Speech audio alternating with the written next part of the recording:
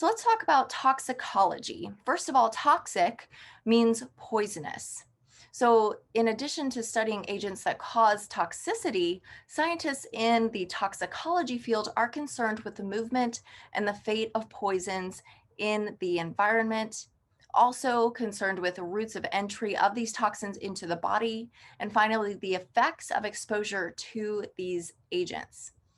And so this includes environmental chemicals, but also drugs, diet, ionizing radiation, UV light, and even electromagnetic forces. Toxins often are harmful even in extremely dilute concentrations. In some cases, just depending upon the toxins, you can have billions or even trillions of a gram that cause irreversible damage to the body. And so finally, environmental toxicology or ecotoxicology specifically deals with the interactions, transformation, fate, and effects of toxic materials in the biosphere, including individual organisms, populations, and entire ecosystems. In aquatic systems, the fate of pollutants is primarily studied in relation to mechanisms and processes at the interfaces of these ecosystem components of the aquatic system. Special attention is really devoted to sediments and water and organisms and those interfaces between them. But when we're talking about terrestrial environments, the emphasis tends to be on effects of metals on soil, fauna, communities, and population characteristics. Here we have a table of the top 20 toxic and hazardous substances, and the material leading the list here is arsenic, followed by lead, mercury, and other things. What's fascinating about this table is that it gives you the major sources of those different toxic materials, which is really, really good stuff to know. For example, coal combustion, we might just only think about the emissions of carbon dioxide and greenhouse gases, but we also have to take into consideration that it's pumping things like mercury into our atmosphere and our communities. So, how do toxins affect us? Let's talk about a few different definitions. The first one is allergens. And allergens are substances that activate the immune system in humans and in animals. Some allergens can act directly as antigens. And an antigen is a substance that induces the formation of antibodies in the body because it's recognized by the immune system as a threat. So these antigens are substances, usually like pollen or bacteria, that are recognized as foreign by white blood cells, and then this stimulates the production of specific antibodies for those antigens.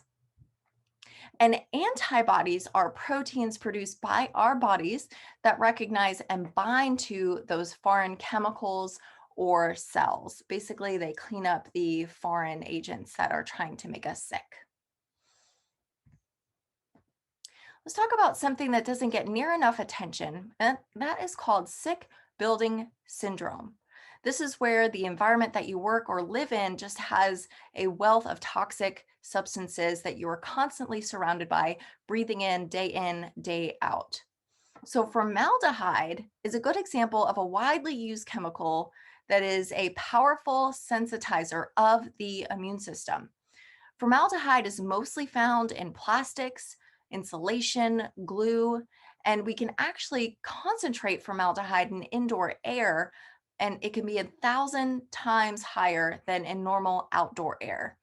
And so, this sick building syndrome is a condition characterized by headaches, allergies, and chronic fatigue caused mainly by poor ventilation in contaminated systems by various contaminants. And here we have a figure that's just outlining the different types of contaminants that can make us sick with this sick building syndrome. Let's talk about the different classes of harmful agents. The first class is called a neurotoxin. These are a special class of metabolic poisons that specifically attack neurons or nerve cells that look like this. So neurotoxins attack your neurons. Mutagens are agents such as chemicals or even radiation that damage or alter DNA and genetic material in cells. And teratogens are chemicals or other factors that specifically cause abnormalities during embryonic growth and development. And then finally, what you've probably heard of before are carcinogens, and these are substances that cause cancer. We have other things that specifically target the hormones in bodies, and one of these is specifically called the endocrine hormone disruptor. These disruptors are chemicals that interrupt the normal endocrine hormone functions in the body. And an example of an endocrine hormone disruptor are steroids. These are a type of endocrine hormone that disrupt the normal functionality of hormones in the body. There are also things called endocrine mimics, and these mimics act in a similar way to your natural hormones. Sometimes these are called environmental estrogens or environmental androgens because they can cause reproductive health problems in females or feminization in males. All of these, though, can interfere with the normal growth and development and even the physiological development of animals at very low doses, including us. So those are the different classes and types and sources, but we also need to think about the distribution, movement, and the fate of these different toxins as they travel through different systems. Again, everything is connected, and what we do to pollute our atmosphere has direct relationships to the biota. And those biota have direct relationships to our water supply and soils and sediments. So we can think about the movement, distribution, and fate of these toxins both on the individual scale and also the ecosystem scale. And it's really important at the ecosystem scale because this represents sets of interacting compartments between which chemicals can move. And that movement is largely dictated by the size of the molecule, the solubility of the molecule, the stability, and the reactivity. And remember, all of this cycles through, and we really need to remember that what we throw away has a direct impact on the water sources that life depends on. And so factors in environmental toxicity are broken down into these different realms. We have factors related to the toxic agent, factors related to exposure, and factors related to the organism itself. So I would like for you to read these and recognize the connection between these different realms.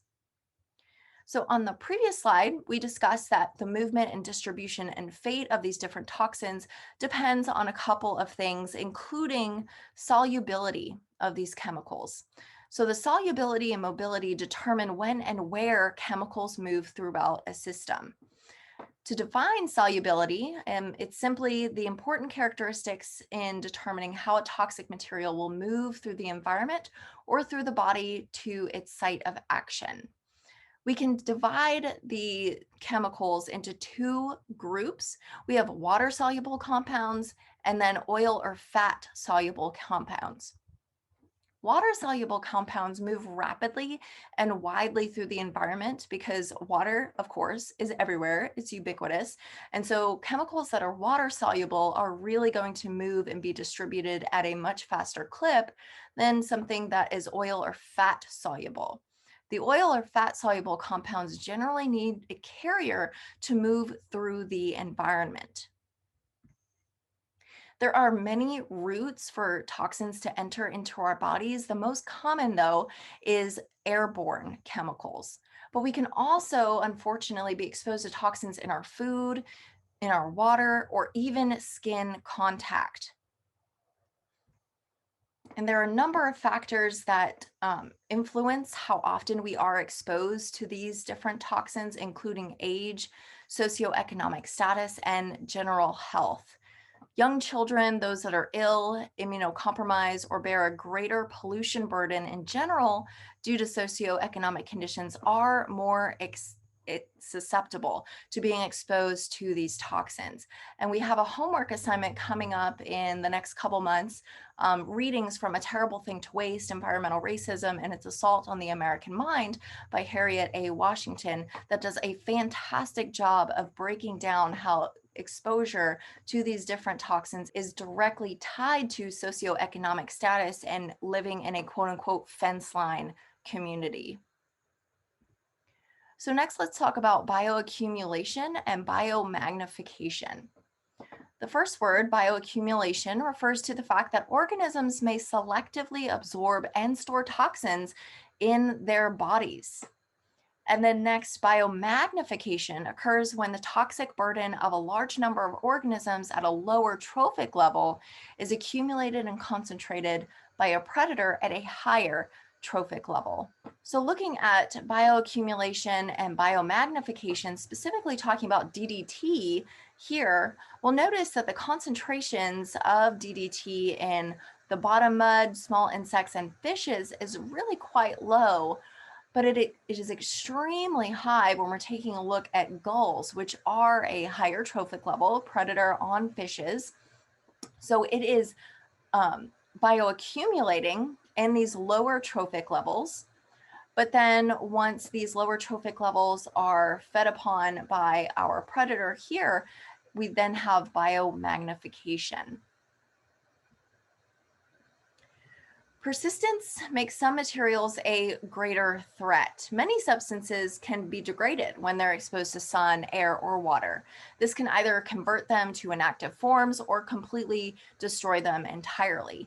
But some materials are persistent and can last for years or even centuries as they cycle through an ecosystem. Here are some examples of really long-lasting chemical threats in our environment, including BPA, bisphenol A, even heavy metals like lead and mercury. They can concentrate in our soils and it's extremely hard to remove them. In addition to that, we also have many organic compounds, including PVC plastics and chlorinated hydrocarbon pesticides that are very long lasting.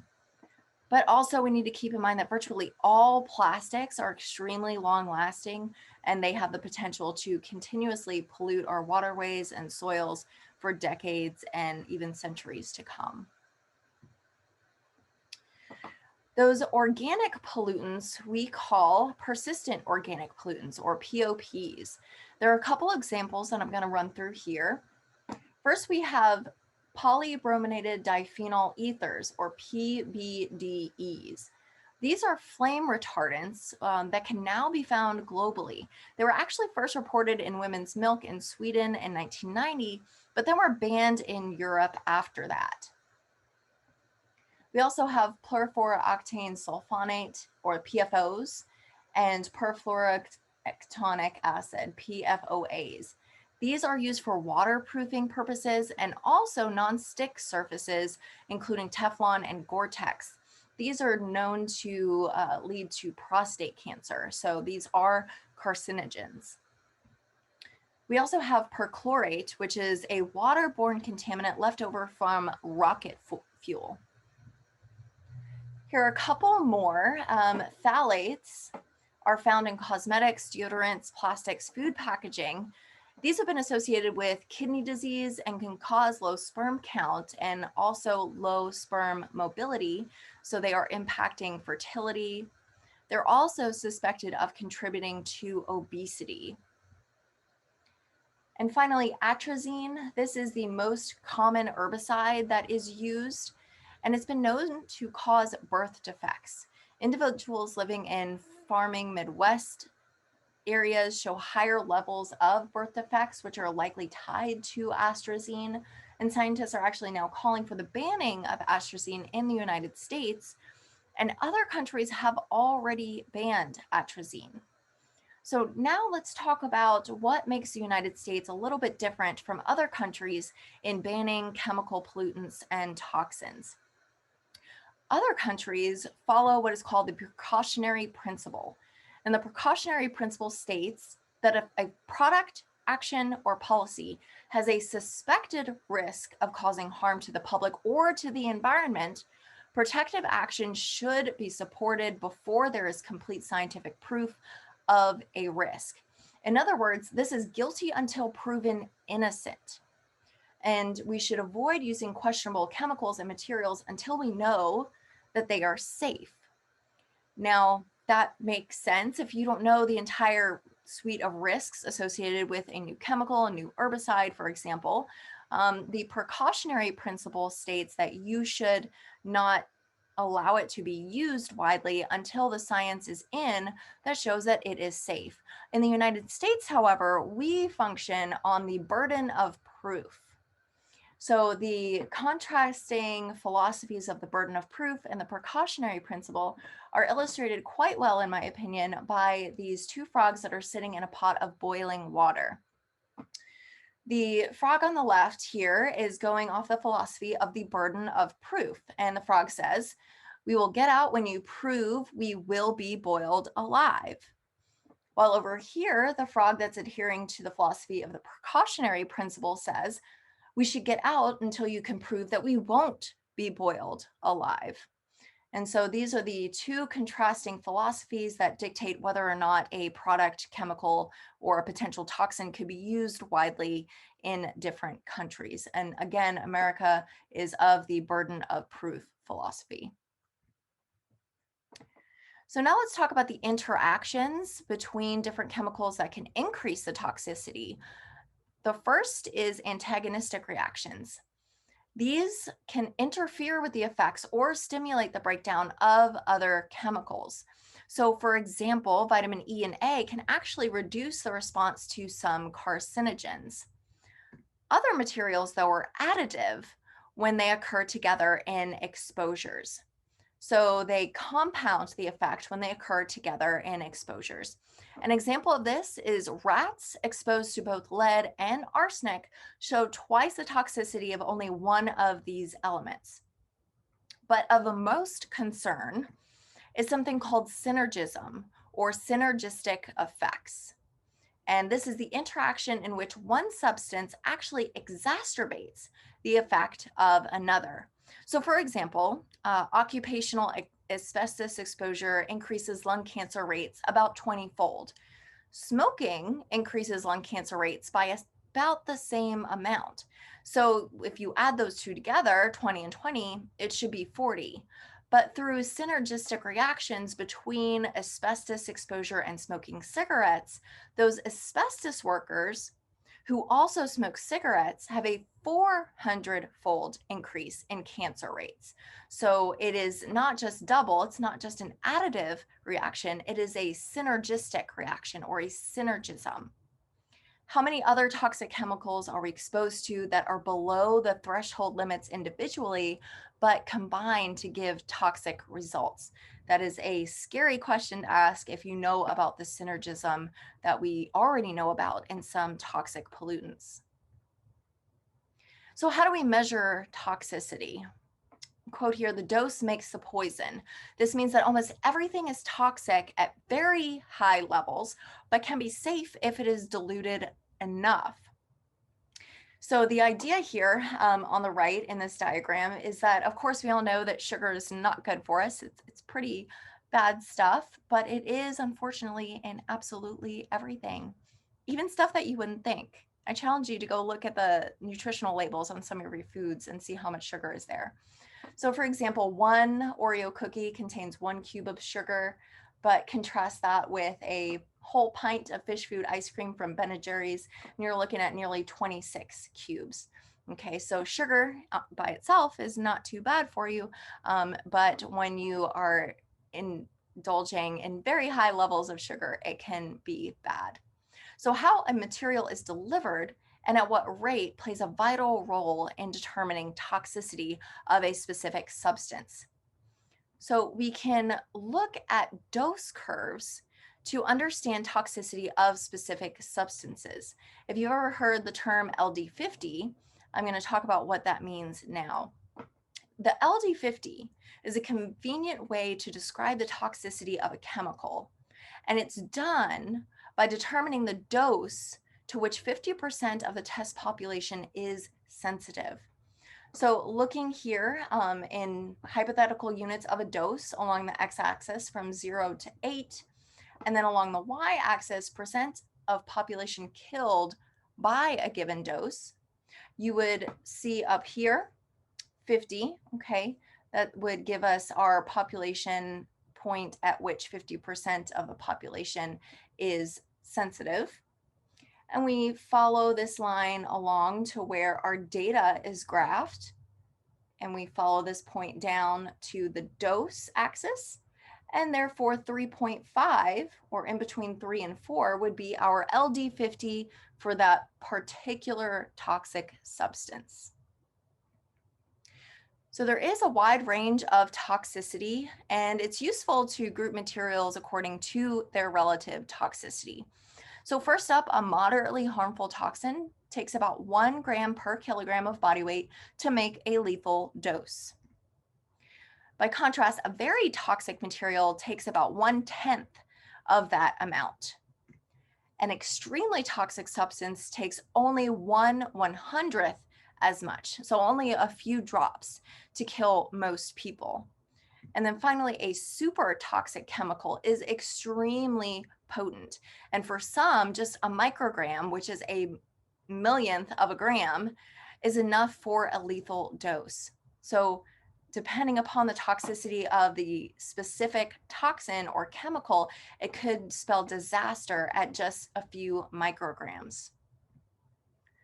And toxins can have acute or chronic doses and effects. So what does acute and what does chronic mean?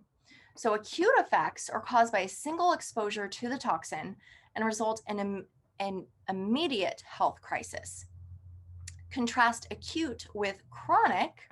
Chronic effects are long lasting or perhaps even permanent. So it's not just an immediate reaction, it's something that persists throughout that organism's life. And a chronic effect can result from just a single dose or exposure of a very toxic substance, or it could be the result of continuous or repeated exposure to a sublethal toxin. Unlike acute effects, it's usually difficult to assess the specific health risks of chronic exposures because of other factors, including aging and just normal diseases that play out during an organism's lifetime simultaneously with the exposure of the toxic substance under study. Low doses of specific toxins can have variable effects. An example is very low amounts of radiation actually seem to protect against certain cancers. This is perplexing because ionizing radiation has long been recognized as a human carcinogen. But now we understand that very low radiation exposure may stimulate DNA repair along with enzymes that destroy those free radicals that cause cancer. So this, of course, is a complication in assessing risks, and that we don't understand what low doses of some toxins mean for potential health hazards. Oftentimes, that relationship between dose and hazard is non-linear. There may be either one or more less dangerous things that would be predicted from exposure to higher doses. An example here is low doses of DHEP that can suppress activity of an enzyme essential for rat brain development, but higher doses stimulated this enzyme. So there is a dose effect in the result of the DHEP in the rat. We call these non-linear effects hormoses. Okay, so a hormesis is where low dose and high dose confer different results in toxicity or benefit in an organism. As with anything, we have to assess risks and accept risks in some cases, even if we know with some certainty how a toxic substance is in the laboratory working. It's still difficult to determine risk out in the real world. Risk is defined as the probability of harm times the probability of exposure if that chemical is released into the environment. And as you can understand, many factors complicate the movement and fate of chemicals both around us and within our bodies.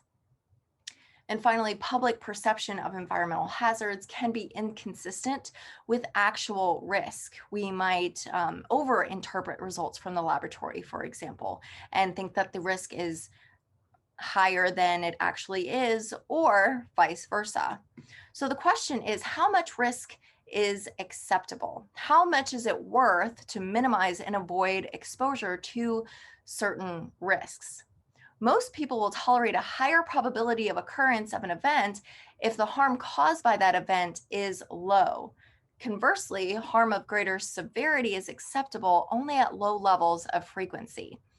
So, for example, a 1 in 10,000 chance of being killed might be more of concern to you than a 1 in 100 chance of just being injured. For most people, a 1 in 100,000 chance of dying from some event or factor is the threshold for changing behavior. So, that is, if the chance of death is less than 1 in 100,000, we're actually not likely to be worried enough to change our behaviors or the way we think about stuff. But if the risk is greater, we'll probably do something about it. The EPA generally assumes that a risk of 1 in 1 million is acceptable for most environmental hazards. For activities that we enjoy, we're often willing to accept far greater risks than this general threshold, which is actually pretty high. Here we have a table of the relative risks of death from various causes. And here we have heart disease. The odds is 1 in 2 to die of heart disease, 1 in 3 for cancer, 1 in 4 of smoking, 1 in 15 of lung disease, so on and so forth. So, to conclude, humans have long combated disease with some successes and some failures. But chronic conditions that were once confined to richer countries have actually now become leading health problems nearly everywhere. Emergent diseases are appearing at an increasing rate, coinciding with our removal of barriers between humans and wildlife. And with increased international travel, diseases can spread around the globe in just a few days. In addition, modern industry is introducing thousands of new chemicals each and every year, especially in the United States, most of which aren't studied thoroughly for long term health effects. Toxicity is becoming a growing concern globally as these toxins persist in our environment. And finally, toxins have a wide range of effects, but our fear and concern for them should be based on data and sound science.